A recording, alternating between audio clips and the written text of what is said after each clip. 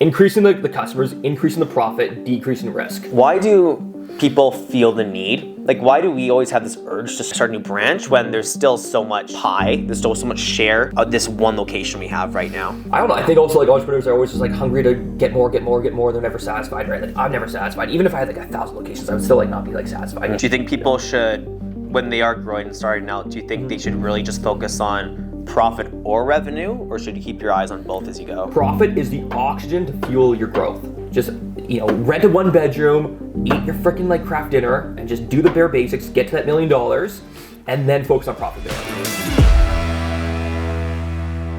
All right, guys, we are pumped to be here. It is a great day to be part of the Dirt Life. Today with me, Liam Sundstrom, the co-founder of Yard Dogs Lawn Care, man. Yeah. Thank you so much for joining me. For those of you that don't know, Liam and I started Yard Dogs Lawn Care 10 years ago, and this is an exclusive year-end episode of the Dirt Life where we're just going to recap what the hell just happened in 2023, the wins, the losses, the lessons learned, and all that good stuff along the way. For those of you that are new to the channel, welcome. If you have a lawn care company, you're welcome to be here. We're going to get into the nitty gritty. And if you like what you see today, please subscribe. So Liam, welcome to the channel, man. What a year it was. Yeah, no, it was a great year, man. Great year. It was basically like a do or die year for us here, because obviously 2022 was not the way that we wanted things to go.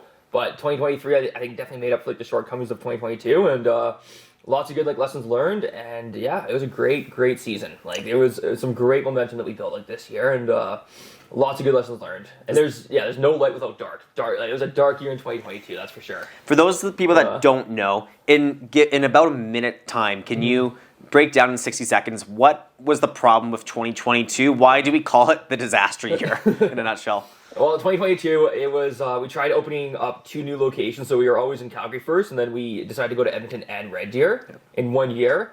And we had general managers at Edmonton and Red Deer. We had shops, like big shops for Edmonton, Red Deer, even though we were starting with like 0 customers, because we thought if you want to be a $1 million company, you got to act like a $1 million company. So we were getting the shops, getting the general managers, doing all the marketing, and we were going full out. When like Calgary was maybe like a little bit profitable, we were like I think in 2021 $1 million, 10% net profit. So there's only like $100,000 to really attribute to like 2 new locations. So if you do the math right there, when it costs you almost $200,000 to open up a new shop, that $100,000 of profit is not to be able to support the two new like locations, right? So we had all that going on, and then lo and behold, Calgary was not in 2022. Calgary was not where it's like supposed to be. Edmonton, Red Deer, we only had maybe like a handful of customers, like maybe 20, 30, 40, 50, right? So it's really tough to open up a new location. So we were trying to grow way too fast. That's basically what was happening, and we had so many things going on, doing this, doing that, and like at the end of the day, we just didn't know the numbers. If it really like boils down to it, the numbers, we just had no idea what was going on. Yeah, and like honestly, 2022, as bad as it was, I'm happy it happened. Yeah. And you know what? If anyone's interested in hearing the whole story about what happened in 2022, I'll put a link in the description below to bring you to that video where we were in the heat of the things. We were talking about what was going on. So I'll put that there for you guys to check out. But that's the past.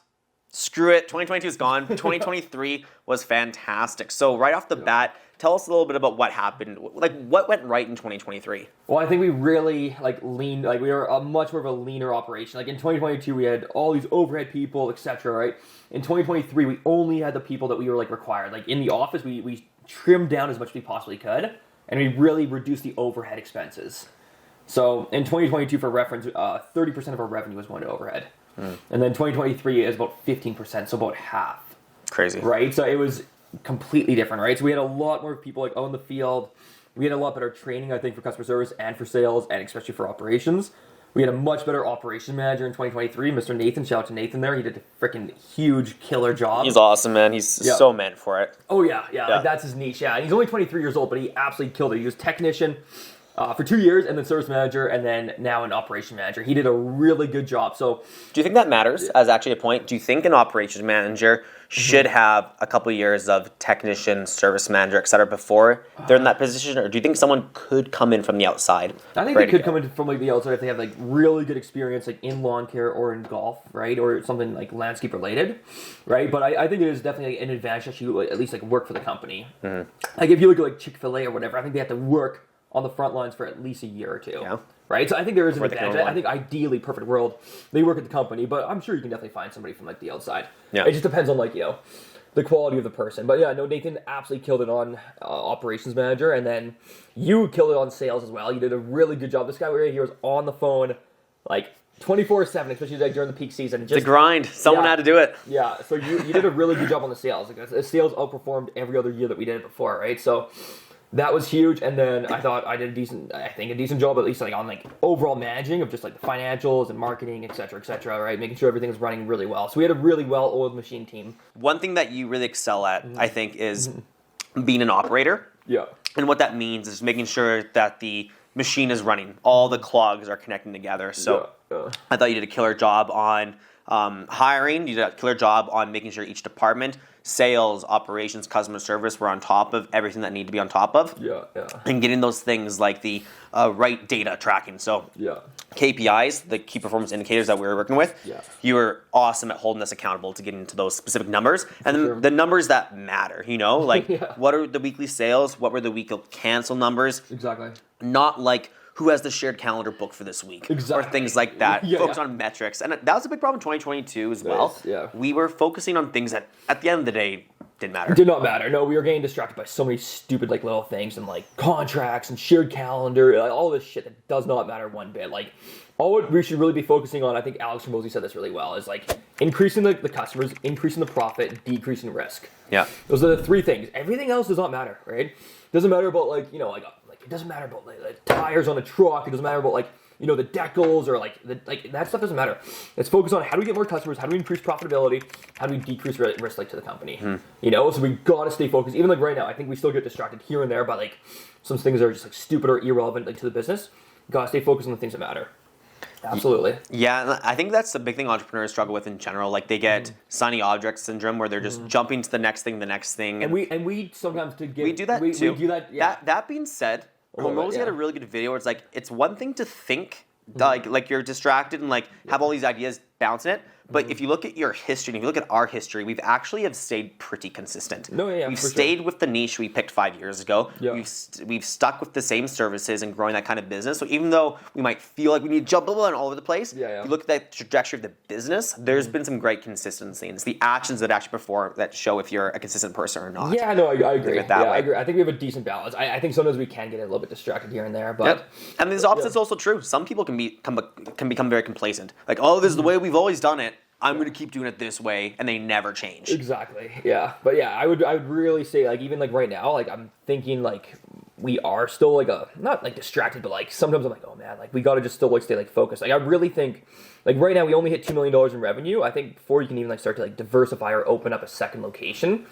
Like sometimes I see like, some people are like, oh yeah, second, third, fourth location, like, and they're at like $500,000 or $700,000 in revenue. And I'm like, wow, like, there's no way that you can like support a general manager, a new shop, a new location, all that. Like to me, you should be at like $500,000 profit, like literally profit. And like if you extrapolate that out, that probably means $2 to $3 million in revenue, and then 20 to 25% profitable before you even consider like a second location, because it costs a lot of money, and you're not going to be as profitable, as efficient at your first location because like the owner's not going to be directly as involved, right? And you have to set up all the systems, all this stuff. So we haven't even opened up our second location yet. We're still definitely, in my opinion, too early, right? I think you got to at least have that $500,000 of profit before you can even like consider doing any like new stuff, right? And we're still like in that journey of like, we're definitely not at that point like right now. Yeah. Why do people feel the need? Like, why do we always have this urge to start a new branch when there's still so much pie, there's still so much share for this one location we have right now? Yeah, that's a good question. I'm trying to think. Like, I'm trying to think like deep down like why I want to. Like, I think it's a lot of fun to like expand. I think it's also like, quite frankly, it's fun to like, oh yeah, you have like 4 locations. Like, oh, that's great. You get more credibility, right? Builds up the like ego, whatever you want to call it, right? Like, there is like obviously that part to it, like obviously, right? But I don't know. I think also like entrepreneurs are always just like hungry to get more. They're never satisfied, right? Like, I'm never satisfied. Even if I had like 1,000 locations, I would still like not be like satisfied. Like, there's always like that hunger for more, right? So I think that's probably part of it. I also think it's just like they get bored, right? It's the same. They do the same thing over and over, and then they want after 4 or 5 years, like now it's like time, and they just like think it's time, or they watch people like, like Alex Hormozy or Mike Andes, and they have like 100 plus locations, and then they're looking at themselves. Why don't I have any of that, right? Yeah. But I really think it comes down to patience, knowing your numbers, and really thinking, okay, once you're at that $500,000 in profit, not in revenue, then you can open up your second location. Yeah, because Like we are the profit. We're very close to doing that, but we're not. I don't know if we might be 1 year too early potentially, right? So. Yeah, and like business really, once you figure things out, it's really just about being patient and doing the reps. Mike Andy's talked a lot about that. How even like 2023, I think was also a great year because we knew what reps we needed to do, and we just did a lot more of it. Yeah, so exactly. We knew we just had to do for sales, and for the sales in the sales department, that means during this time frame, March, April, and you're doing a lot of outbound, and you're doing your 100 calls a day, and it's very important to do that consistently, even though it can drag on. And during the on season, you're doing your upsells, you're focusing on the things you can control, which are calls you're making. Customer service, it's all about making sure that you're staying on top of your tickets and you're tracking your CES score, customer experience satisfaction, right? Yeah. And all those things, tracking the NPS. It's doing the same thing again and again and again and again until it becomes unreasonable for you to still be bad at it and not have traction there. So I thought that our actions were fairly consistent in 2023, which led to be there. And we're talking about profit, and we have a saying around the office sometimes now that profit equals options. Profit is a fuel to grow. They always like say, I don't Can you know. talk a bit more about that? Yeah, well, I think everyone's always very focused on the high end revenue, like the revenue number. Oh yeah, 1 million, whatever. Like unless you have profit, you can't do anything with it. If you're like $2 million in revenue and you have like maybe like whatever 50 to 100 grand worth of profit, you can't do anything with that. That's gonna barely pay the taxes and barely cover like any expansion growth. Like literally, like the profit is how you grow, right? So if you have profit, then yes, you can dump into like a new location or more marketing or whatever it's gonna be, right? But without profit, you literally have nothing. Like profit, I think Hormozy says this really well. Profit is the oxygen to fuel your growth. So you absolutely need profit. Like that's like by far like the number one thing. And I do understand if you want to scale to like $1 million, and if you're young and you don't have kids and you don't have a mortgage, then yes, absolutely just go for the growth. Because who the hell wants to be profitable at 30% when you're doing 200 grand in revenue? That's 60. Like that's not gonna be anything, right? So like you might as well try to get like that higher end. So when you take that 20%. Like cut off 2 million, 3, 4, 5 million, that cut of 20% profit is significantly more at that $1 million range. So I think it is important to grow at least at that $1 million and then get profitable. But yeah, no, profitability is absolutely something that cannot be overlooked. Do you think people should, when they are growing and starting out, do you think they should really just focus on profit or revenue, or should you keep your eyes on both as you go? I think it depends on the goals. So if you are young, ambitious, under 30, 35 years old, right? And maybe you don't have kids, you don't have maybe dependents, and you don't have a mortgage, then I really think that yes, don't focus too much on profitability. Rent a 1 bedroom, eat your freaking like craft dinner, and just do the bare basics, get to that $1 million, and then focus on profitability. It's a different conversation though when they're like, 30 to 50, and they have kids, they have a mortgage, they need to make that income, then you kind of got to focus on profitability.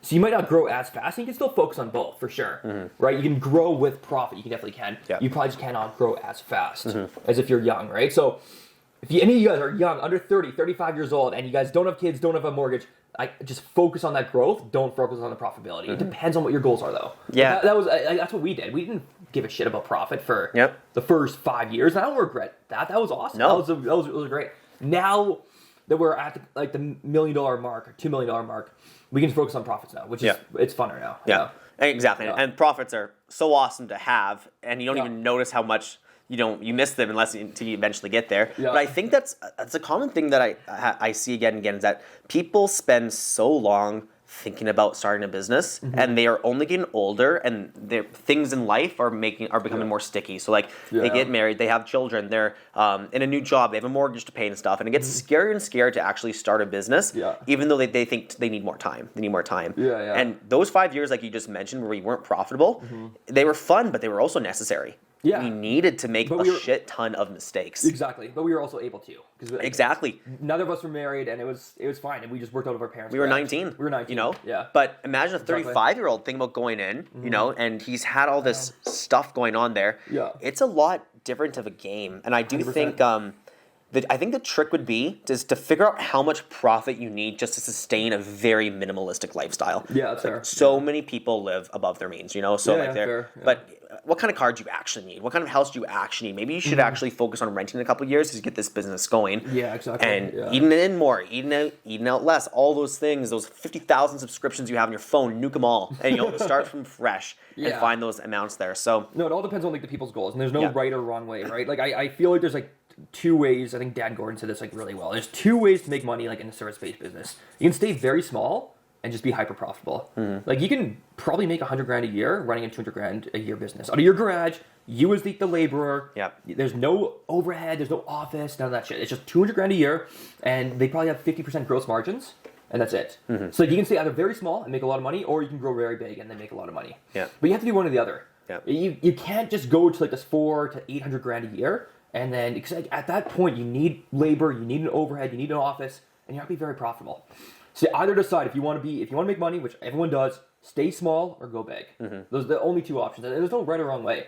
There's nothing wrong with the guy that's got one truck, $200,000 a year, making $100,000 a year. There's nothing wrong with that. no, there isn't. Right? But you have to decide what you want to do. You got to go big or go home, right? Or go big or go small. I'd rather say, yeah. So focusing a bit more in 2023, let's start, before we get into the mistakes we made, let's talk about some of the things we did right. So Yeah. you mentioned we did about $2 million in revenue. Yeah.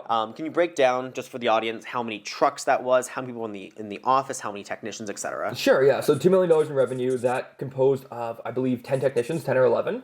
So roughly speaking, it's about $200,000 per technician, which is pretty good because it's about 5 months worth of work. So like we had a threshold that every technician needs to hit $40,000 per month. Like that was like their quota, right? And if they did that, they got a bonus, right? So that was really important, and that really emphasized like in their mind, if like every technician was like, I need to hit that $40,000.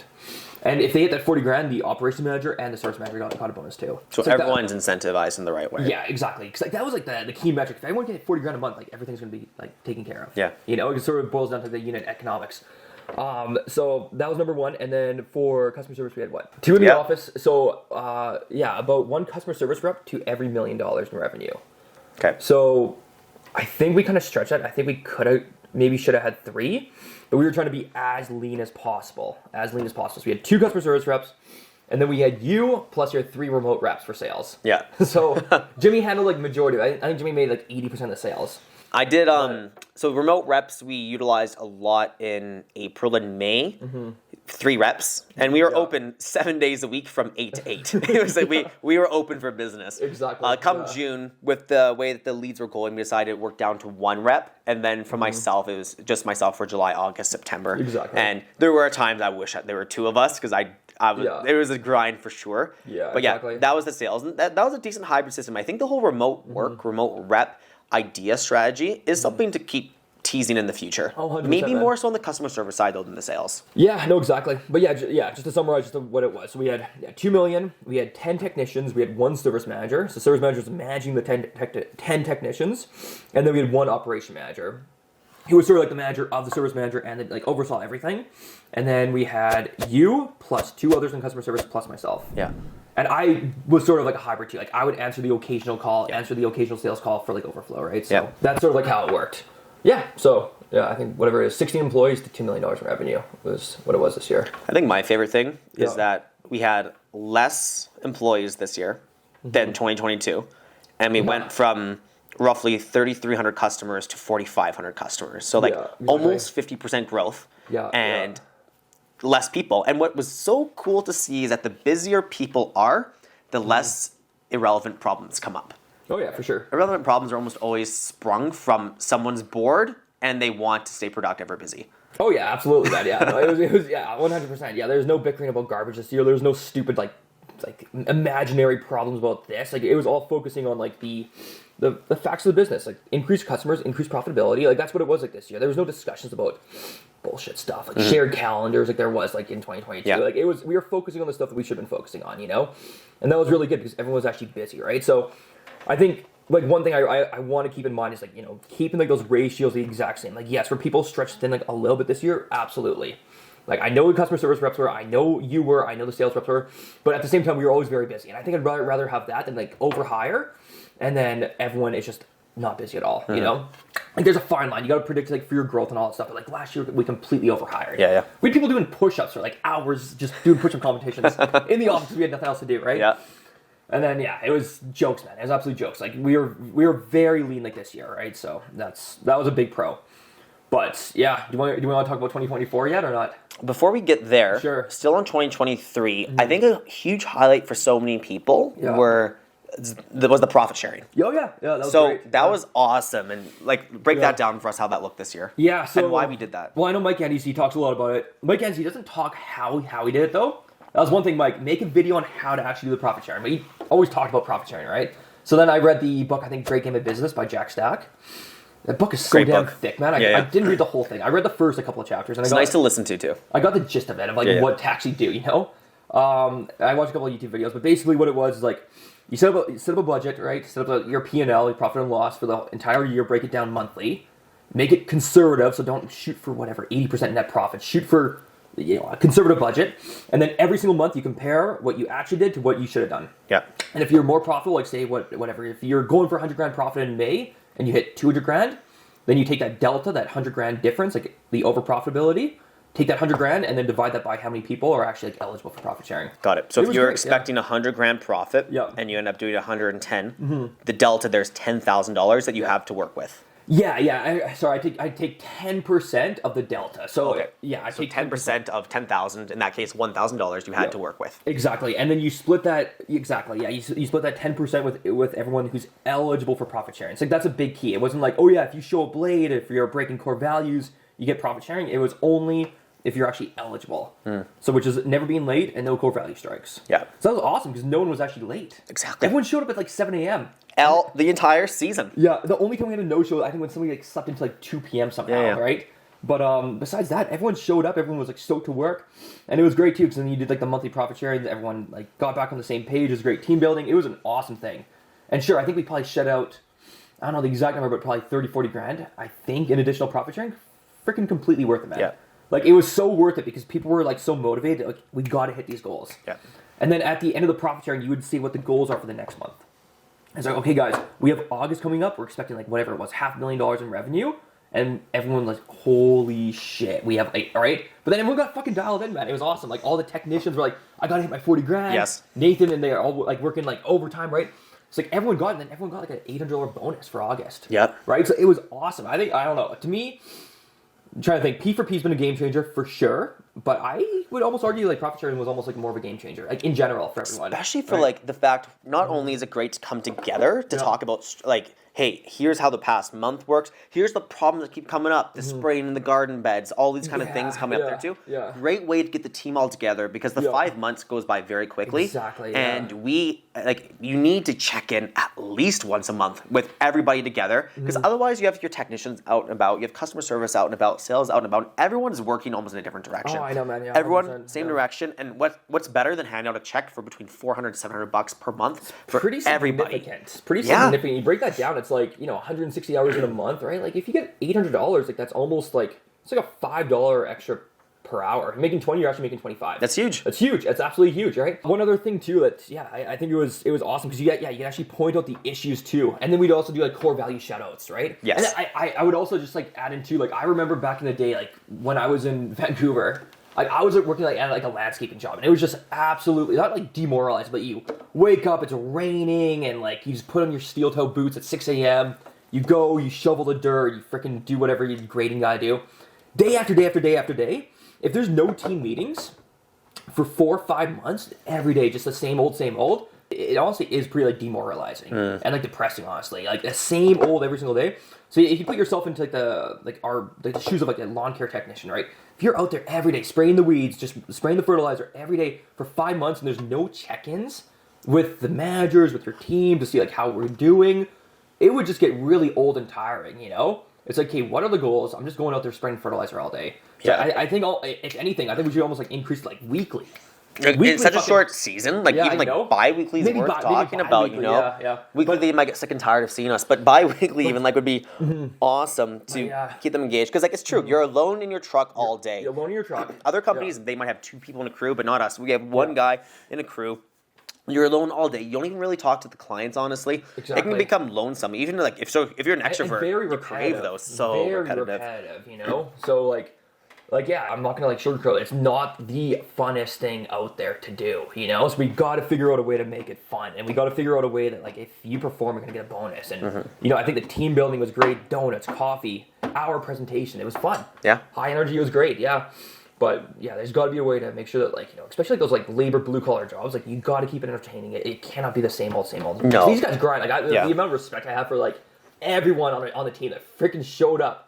Daniel, like Caleb, Kelton, all those guys, put on the steel-toe boots, get to work at 7 a.m., go walk 20,000 steps a day, spray 40 lawns a day, do it over for like 4, 5, 6 months. It's like, I respect all those guys. It is. Like, you forget how, like, repetitive and mundane it can be sometimes. So you get back in the truck like, oh, man, I remember this kind of thing there too. Exactly. Like, and there's a big difference if you have a buddy with you in the truck. Because sure. you guys are in it together. But you're alone. You got your iPad for team messages and stuff, but it's not the same. No, so absolutely, man, yeah. Like, we got into the field a couple times like this year, right? And, like, it's good to get back in the field, but, like, me and you were together doing the split season, right? But, like, it's, you know, it was tough on us. We were in the field back in the day, but, like, man, like, it's not easy to do that every single day, wake up and go grind, you know? Yeah. Right? So, yeah, shout out to those guys. Those guys freaking kill it this year, man. Yeah. So what about 2024 here? I think to start things off, in 2023, what are some things that we're going to do different going to 2024 based on it didn't really work out? Well, unfortunately, you're getting out of sales because, like, it's about fucking time that you're out of sales. But, like, it's going to be it's going to be a decade. This is the 10th. By the way, this is the 10th year in business. Well, yeah, since we started, but since we started the niche, we're like 5. Since we actually went full time 4 years, but yeah. So you're gonna be off sales. You're gonna be doing this media thing, which, you know, hopefully get some traction. If you guys are liking this video, please subscribe. You know, like, subscribe, please. Let's go. We're trying to see if this is even worth it, to be honest with you, right? Like, I don't know. We'll see what happens, right? But I think with you going full-time doing kind of like the media stuff, that will really help out. Hopefully get this channel to a couple thousand subscribers, hopefully, right? And then, so I got to figure out how to replace you doing sales. And then we're trying to figure out just kind of like for customer service, like, should we do the remote reps, like hire people from like overseas, from whatever, Philippines or Latin America, whatever it is? Because you can get people for 10 grand a year, not 40 or 50, 10 grand a year, right? And, like, quite frankly, it's not all that hard, and it's pretty repetitive. You get better, right? So we just got to figure out a way to, like, to get the accent out of the way. That's the biggest hurdle. There is a new AI software, though, that you can take, like, a, you know, like an African-American, like, accent. Really? And turn it to the American, Canadian, whatever. Yeah, because obviously that is a biggest hurdle with, like, hiring overseas, is the accent. Yeah, like, I mean, put yourself in your shoes. Like, it's not like it's a bad person on the phone, but sometimes there's just a lack of trust factor. The second you think it's like the call center in the Philippines, or like, no, crap. absolutely. You call TELUS and you have, like, of course. Yeah. Especially when it's sales, because sales, like, you're convincing someone to give you a credit card on the phone, $500 for this lawn care package. Yeah. They need every reason to go ahead with you, and they don't need a single reason not to. Yeah. And, like, there's just a lack of trust sometimes when you don't even know if the person's even in the same city as you. Of course, absolutely, man. No, 100%. Yeah, and, like, that's the thing too. If I was, like, doing calls in India, they would think of the same about me, and they would have, like, the same distrust, right? So it's, it goes both ways. But so we're trying to figure that out, and then we're going to gain 6 more trucks next year. So we're going to have about 17 people in the field, 2 service managers. Nathan's going to be operation manager. Going to hopefully push for $3 million like next year in revenue. So that will be ambitious. Hoping to shoot for hopefully close to like $800 to $1 million in profit next year, which would be awesome because we got to be able to support all the stuff that you're doing next year. Yep. We're not going to go to Edmonton. We're still 1 year too early, in my opinion. It's debatable if we should or not, but I think we're still like 1 year too early. Going to focus on Calgary and just got to make it really, really profitable. And we really got to dial in like the systems. We still have not really got all the systems done for sales, marketing, customer service. Exactly. Stuff, right? So, and I'm glad we didn't start really documenting that journey 2-3 years ago when you first thought of it, because like it would have changed so much. But now we're really getting to a point where, yes, it'll always change a bit, but it's starting to become relatively consistent. Starting to plateau on, like, there's not going to be as much variability in what we change. And that's good news. That's good news. But now it's just the grind of putting it all together. Exactly, which is what I'm going to be doing after this. But so that'll be really good. But no Edmonton, no Red Deer. We might try to acquire some small businesses in Calgary. But if we can push to $3 million, that would be really, really awesome. We've got to focus on the retention. We've got to focus on the sales. And we got to focus on just really onboarding new customers. Because I know for a fact that people that booked this year are most likely to cancel next year. The people that booked in 2, 3, 4, 5 years ago, they're most likely to not cancel. Yeah. But it's the first year customers, like the people that booked like this year, how do we make sure they don't cancel? So we need to get a better onboarding process. It cannot just be like blend everyone together and treat everyone the same. The first year customers need to be onboarded better. That's something that I'm very focused on right now. And all onboarding really is making sure your expectations are the same. They come in with what they think is going to happen, and the salesperson sets the stage for what we are going to promise, essentially, on there. Yeah. From there, it's setting the expectations. So the onboarding process, because the second they get off the phone, buyer's remorse can kick in and say, did I make the right call? I don't know. And it's up to those first few days, because we don't get to someone's lawn instantaneously. Like, if you go buy a Big Mac, you can bite into it right away, and you're like, that was a good purchase, $5. But you purchase it. The lawn care guy doesn't show up right away. So it's about teaching people about that side of things. Next year, though, the building is going to be absolutely maxed out. We're going to max out all the parking spaces and outside as well. All the parking spaces outside and inside are going to be maxed out. It's like, you got to figure out all the parking systems, got to figure out all that, and I really hope like a lot of the great technicians we had like last year, which is basically everyone, comes back like next year. Yeah. You know, it's a great summer gig. They made a lot of money. And I really hope they learned a lot too, and I hope there's gonna be ways that they can like move up and all that stuff too, right? So I think they did, like absolutely, but they need that path. Yeah, they need that path. Yeah, exactly. But yeah, it's gonna be a crazy year next year. We gotta figure we kind of got figured out, but there's still like some more building blocks we gotta do for sure. So awesome. Well, hey, cheers to a great 2023. Yeah, bro, that was great, man. You guys took with us to the very end. Thank you so much for coming to the end of the video. Let us know in your comments below what you thought of your season in 2023 and some changes that you're going to make to 2024. But thank you so much for tuning to the end, guys. This is The Dirt Life. We really appreciate you viewing to the end, and stay tuned for the next video. Let's go.